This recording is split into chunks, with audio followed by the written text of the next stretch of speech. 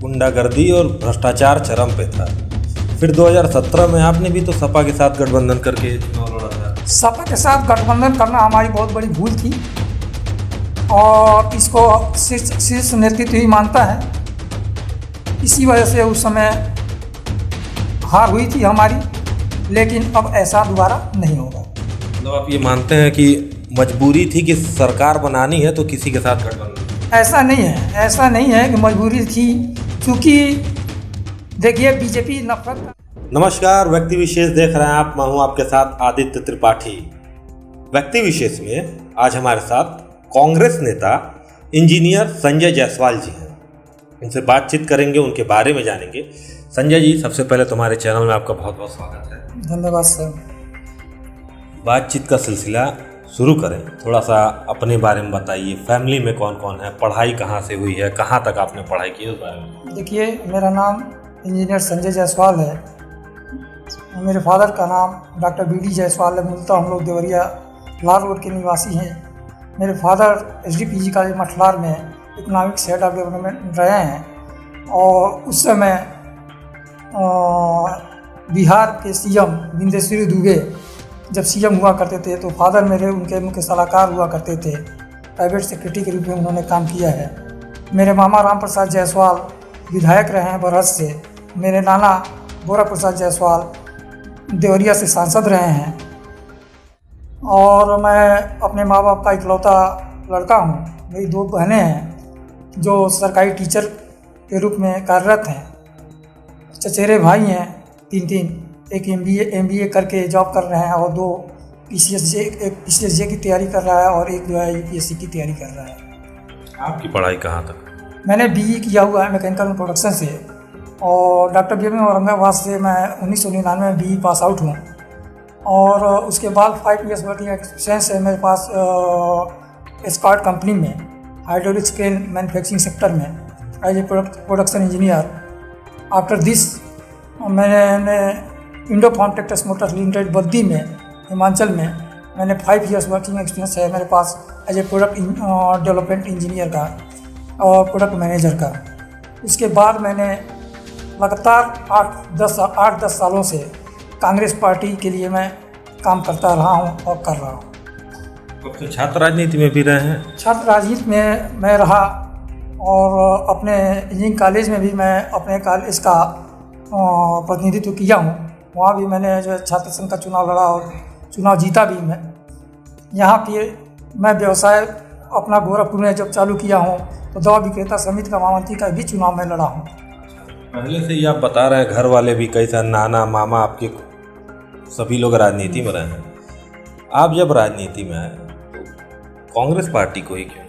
Congress party, देखिए मेरे father वगैरह चाहे हम लोग बेसिकली कांग्रेस पार्टी से ही निकले हुए व्यक्ति हैं हम लोग। आज जो सपा बसपा या भाजपा ये जितनी भी पार्टियां आपको देश में दिखाई दे रही हैं, कहीं ना कहीं इनका बैकग्राउंड जो है वो कांग्रेस पार्टी ही रही है। आज़ादी के बाद से सिर्फ देश में एक ही पार्टी रहा है, वो है इंडियन नेशनल कांग्रेस पार्टी। सभी लोग उसी से उत्पन्न हुए और अलग अलग जा कर के अपनी अपनी पार्टियां बनाए। ठीक है, उनके सिद्धांत वगैरह जितने भी हैं, उनकी पॉलिसी हैं, कांग्रेस की नीतियां हैं, वो बिल्कुल ही सही हैं और उन्हीं के नीतियों पे ये अपने देश का इंफ्रास्ट्रक्चर डेवलप हो पाया जो दूसरी सरकारें नहीं कर पाएंगी और नहीं कर सकती हैं। तो उनके विचारधारा से, कांग्रेस की नीतियों से प्रभावित होकर के महात्मा गांधी, जवाहरलाल नेहरू, इंदिरा गांधी, राजीव गांधी की नीतियों से प्रभावित होकर के मैंने कांग्रेस ज्वाइन किया था। नीतियों से आप प्रभावित थे इसलिए आपने कांग्रेस ज्वाइन किया। तो यूपी में कई सालों से कांग्रेस गायब है, क्या कारण मानते हैं? मुझे पता है, जो लगभग मैं ग्रेजुएशन में था तो लास्ट सीएम हमारे एक दिन के बने थे कांग्रेस के, जगदम्बिका पाल जी। उनकी सरकार कैसे गिरी थी ये जनता को पता है। इस सपा ने और बसपा ने क्या किया था उनके साथ, गद्दारी कैसे की गई थी। सरकार हमारी उसी समय से नहीं रही है, नहीं तो उसके पहले जो है 40 साल तक तो कांग्रेस की ही सरकार रही है। आज़ादी के बाद से तो जितनी भी सरकार रही हैं सब कांग्रेस की सरकार रही है उत्तर प्रदेश में। उसके बाद अब ये लोग सपा जातिवादी जो राजनीति करने वाले लोग आ गए कोई बसपा शेड्यूल कास्ट का जात का वोट लेकर के आया, कोई यादव का वोट लेकर के आया। क्योंकि कांग्रेस पार्टी में एक विश्वनाथ प्रताप सिंह भी नेता हुआ करते थे, तो उन्होंने एक मंडल कमंडल लेकर के आ गए और जाति आधारित राजनीति लेकर के और अलग दल बनाया उन्होंने, और वहीं से जो है कांग्रेस का सारा राजनीति का खेल जो है बिगड़ा। जातिगत की बात कर रहे हैं, राहुल गांधी भी तो अपना जनेऊ दिखा रहे हैं। राहुल गांधी ने कभी भी किसी जाति के आधार पर कोई चुनाव नहीं लड़ा है और कभी ये नहीं कहा है। जने तो हर आदमी दिखा सकता है, छत्री भी जने पहनता है तो जने दिखाता है कि मैं छत्री हूँ। ब्राह्मण भी अपना जने पहनता है तो दिखाता है कि मैं छत्री हूँ, मैं ब्राह्मण हूँ। ठीक है, कोई वैसे ही वैश्य बिरादरी में जने अगर कोई पहनता है तो वो भी दिखाता है कि मैं जनेधारी हूँ। तो इसका कोई मतलब नहीं है कि जने दिखाने का मतलब ये नहीं कि वो उस जाति का दिखा रहा है कि आप लोग हमारे साथ आइए, हमारे साथ जुड़िए। ये प्रतीक नहीं है। 22 के चुनाव में जो विधानसभा चुनाव आने वाले हैं, कैसे देखते हैं कांग्रेस पार्टी का क्या प्रदर्शन होगा यूपी में, कैसे सरकार बनाएंगे? सरकार कांग्रेस पार्टी की ही बनेगी उत्तर प्रदेश में 2022 में। जो भी सरकारें रही हैं 30 सालों में, सपा की, बसपा की या बीजेपी की, तो इनकी सरकारों ने उत्तर प्रदेश में कैसे सरकारें चलाई हैं, गुंडागर्दी के बल पे चलाई हैं, भ्रष्टाचार के आधार पे चलाई हैं। और जो सपा ने किया, जो चीज़ बसपा ने किया, वही भारतीय जनता पार्टी भी कर रही है। अभी आपने चुनाव देखा होगा कि बीडीसी, प्रमुखी, जिला पंचायत का चुनाव किस प्रकार से बीजेपी ने भ्रष्टाचार करके और खूनी संघर्ष करके ज़बरदस्ती लोगों का पर्चा फाड़ करके चुनाव जीतने का काम किया। तो ऐसा नहीं है कि यहाँ की जनता जानती नहीं है। महंगाई चरम सीमा पे है। कांग्रेस की जब सरकार हुआ करती, मुझे याद है कि 35 रुपया लीटर पेट्रोल, 50 रुपया लीटर पेट्रोल था। तो यही राजनाथ सिंह और स्मृति ईरानी सिलेंडर लेकर के सर पे और सड़कों पे आकर के घूमते थे। महंगाई 100 रुपया प्याज हुआ था, बीजेपी की सरकार गिर गई थी, आपको याद होना चाहिए। अटल बिहारी वाजपेयी की सरकार गिर गई थी। यही महंगाई इनको ले डूबेगी इस समय भी। आज के डेट में पेट्रोल 100 रुपया क्रॉस कर गया है, डीजल 100 रुपया क्रॉस कर गया है। एक घरेलू गैस सिलेंडर 1000 रुपये में बिक रहा है। जो कांग्रेस की सरकार थी तो 330 रुपये मिलता था, 450 रेट हुआ करता था, 100-150 की सब्सिडी मिलती थी। ये महंगाई इनको ले खाएगी। तो ये कांग्रेस जो है, कांग्रेस के ज़माने में मुझे याद है कि 150 रुपया बैरल पेट्रोल आता था, तो हमारे वहाँ डीजल पेट्रोल जो है 35 रुपये लीटर, 50 रुपये लीटर हुआ करता था। आज के डेट में अगर देखा जाए तो जो बाहर से कच्चा तेल आता है वो 50 से 60 रुपया बैरल आ रहा है, और डीजल पेट्रोल जो है फिर भी हमारा 100 रुपया, 125 रुपया बिक रहा है। आम आदमी, कांग्रेस की जब सरकार हुआ करती थी तो उस समय चावल का रेट, चाहे गेहूं का रेट मुश्किल से 4-5 रुपये केजी होता था, किलो होता था।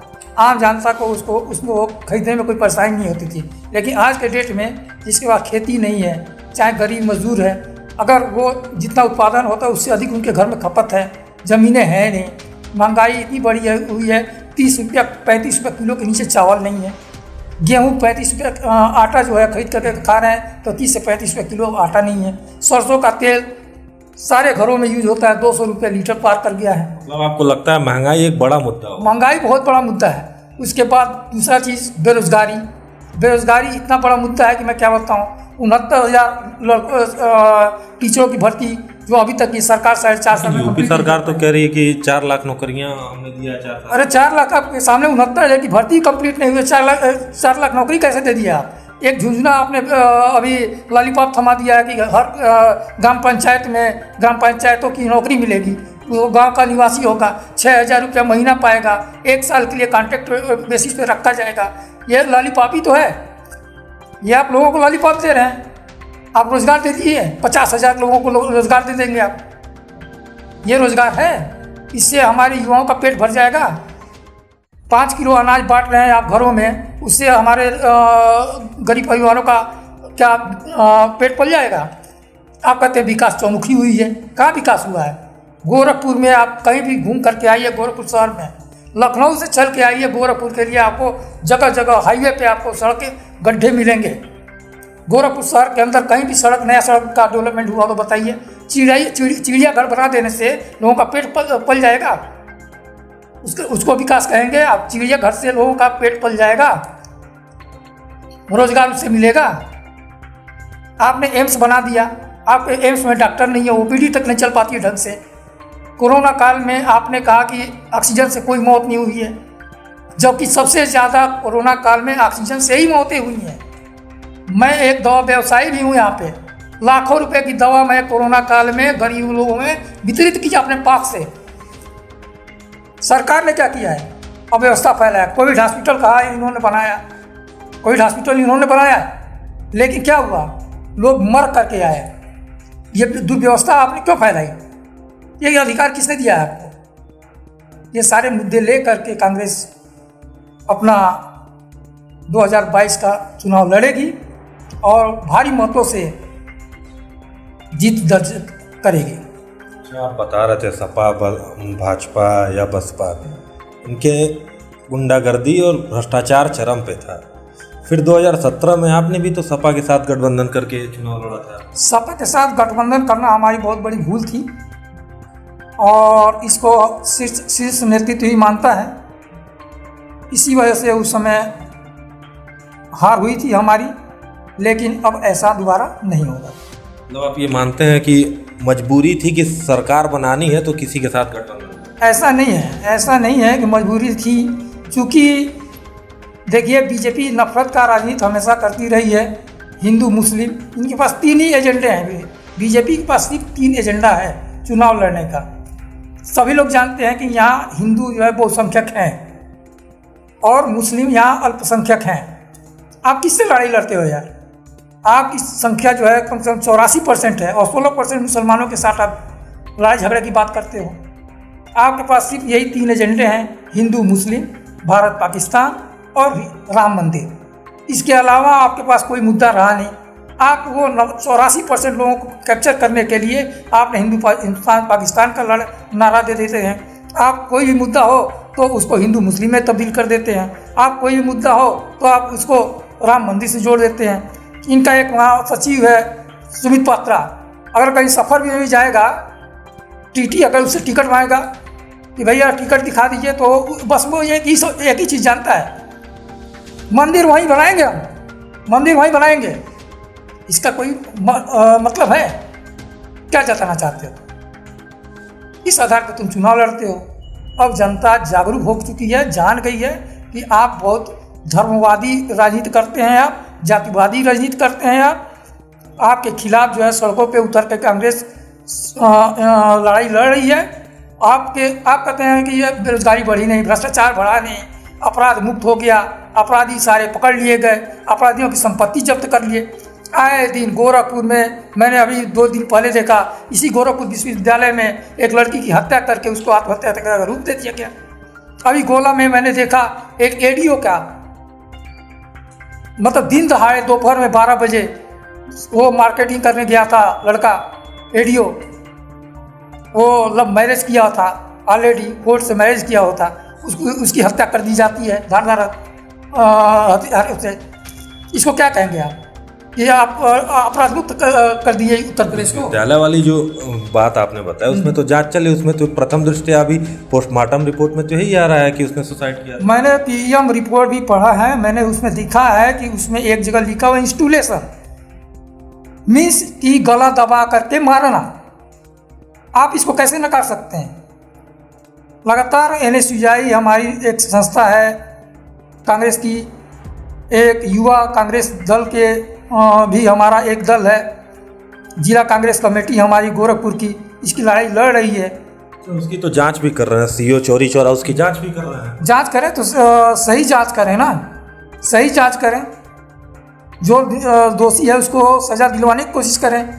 FIR तो हुआ है, विभागाध्यक्ष पे विभागाध्यक्ष जवाब दें उसकी आखिरकार विभाग में जो भी चाबी रहता है विभाग अध्यक्ष के पास रहता है। स्टोर रूम में वो लड़की गई एग्ज़ाम देने के लिए, स्टोर रूम में कैसे पहुंच गई, उसकी चाबी किसके पास थी?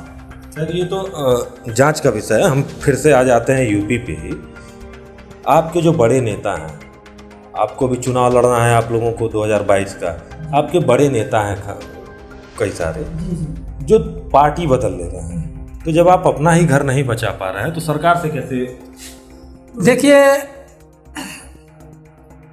जन और धन का प्रयोग बीजेपी खूब करती है, ये सबको पता है। बीजेपी पार्टी खड़ी हुई है जिसमें अगर आधे उनके नेता अगर हट जाए, जो भी है आधे नेता वो कांग्रेसी ही हैं, मूल रूप से कांग्रेसी हैं। अभी कांग्रेस की लहर आ रही है उत्तर प्रदेश में, कांग्रेस की लहर एक तरह से चल पड़ी है इनके कुकर्मों की वजह से, बीजेपी के कुकर्मों की वजह से। वो सारे नेता अभी भाग करके फिर कांग्रेस में आने वाले हैं, कुछ आने चालू हो गए हैं। बहुत जल्दी मैं नामों की को भी बताऊंगा आपको कि कौन कौन से लोग जो है बीजेपी छोड़कर कांग्रेस में ज्वाइन कर रहे हैं। ठीक है, समाजवादी पार्टी छोड़ करके लोग कांग्रेस को ज्वाइन कर रहे हैं, बसपा को छोड़ करके लोग कांग्रेस ज्वाइन कर रहे हैं। तो कांग्रेस पार्टी भी एक बहुत बड़ी पार्टी है, आप जानते भी हैं, और राष्ट्रीय पार्टी है, सबसे पुरानी पार्टी है। इसको आप नकार नहीं सकते, अनदेखा नहीं कर सकते इसको। तो उत्तर प्रदेश में आने वाले 2022 का चुनाव कांग्रेस 403 सीटों पे अपने दम पे लड़ेगी और पूर्ण बहुमत से अपनी सरकार बनाएगी। हमारी प्रियंका गांधी इस उत्तर प्रदेश की मुख्यमंत्री बनेंगी। और गोरखपुर सदर की जो बात है, संजय जायसवाल को अगर टिकट मिलता है, संजय जायसवाल पूरे दमखम से कांग्रेस की तरफ से प्रतिनिधित्व करेंगे और चुनाव जीत करके और विधानसभा में जाएंगे और वह प्रियंका के हाथों को मजबूत करके दिखाएंगे। प्रियंका गांधी की आप बात कर रहे हैं। प्रियंका गांधी यूपी की जब से महासचिव बनाई गई थी कांग्रेस की, यहाँ पे क्या लगता है कितना फ़ायदा हुआ है प्रियंका गांधी का? बहुत फ़ायदा हुआ है। और प्रियंका गांधी जिस तरीके से सड़कों पर उतर करके दलित मजदूरों, किसानों की लड़ाई, व्यापारियों की लड़ाई, उसके बाद महंगाई के खिलाफ लड़ाई, अपराध के खिलाफ लड़ाई, भ्रष्टाचार के खिलाफ लड़ाई लड़ रही हैं। आपने देखा होगा पूरे देश में जब से बीजेपी सरकार बनी है, विपक्ष के रूप में इकलौता एक कांग्रेस पार्टी ही है जो उनके खिलाफ बोलती रही है। नहीं तो जो भी क्षेत्रीय दल या अन्य लोग बीजेपी के खिलाफ बोले तो उनको ज़बरदस्ती अंदर कर दिया गया, जेलों में बंद कर दिया गया, या किसी न किसी कोई धारा लगा करके उनके खिलाफ जांच बैठा दी गई। ये दमनकारी नीति अपनाते हैं बीजेपी वाले लोग। उसके खिलाफ हमारी प्रियंका दीदी और राहुल गांधी खुल करके बोले हैं और खुल करके लड़ाई लड़ रहे हैं। आपने देखा होगा अब बदलाव आना चालू हो गया है। आप चलिए जनता के बीच में मैं आपको दिखाऊं, 100 में से 80 लोग कांग्रेस का नाम लेने वाले हैं, 20 लोग बीजेपी को गाली देंगे। 100 में से 80 लोग बीजेपी को गाली देंगे। कुछ लोग अंधभक्त लोग हैं जो आज भी उनकी भक्ति रम गई है उनमें, बीजेपी में, और बीजेपी का गुणगान कर रहे हैं। प्रियंका गांधी के साथ मीटिंग होती है तो आप लोग भी जाते ही होंगे? निश्चित जाते हैं।